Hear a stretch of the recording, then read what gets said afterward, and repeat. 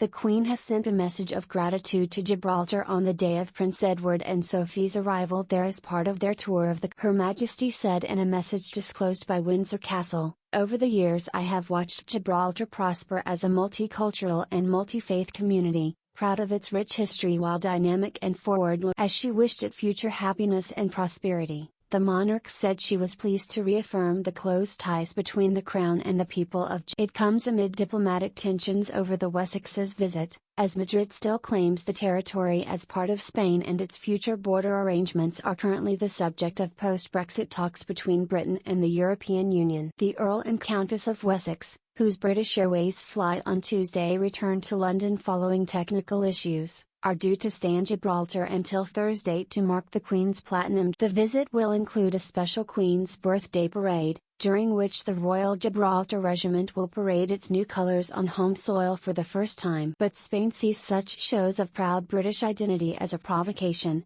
with Spanish diplomatic sources saying the country's foreign ministry had expressed its unease at the visit. The government believes such celebrations are not appropriate in light of ongoing negotiations on relations with Iraq following the United Kingdom's departure from. In her message to Gibraltar, the Queen said she is grateful for your continued allegiance. Her words, which come as British and EU negotiators enter a key final phase in talks that started last October, could get lost in a sea of political issues dragging on longer than each of the parties would have hoped. The basis of discussions, delayed as a result of their complexity as well as the coronavirus pandemic and Russia's invasion of Ukraine, is that the current border checkpoint between Gibraltar and Spain should be removed, with the ROC becoming part of the Schengen Air Agreement on how to arrange the policing of the territory's airport and port, however, is proof the Wessexes aren't the only members of the royal family to be greeted with resistance on their trip. Earlier this year, the Duke and Duchess of Cambridge were hit by anti-colonial protests while one leg of their Caribbean tour what was aimed at strengthening the Commonwealth and discouraging other countries from following Barbados' move and becoming a republic turned out to be a chance for people in and to cause for slavery repatriations and people in Belize, Jamaica and the Bahamas expressing fury over the Windrush. In Jamaica,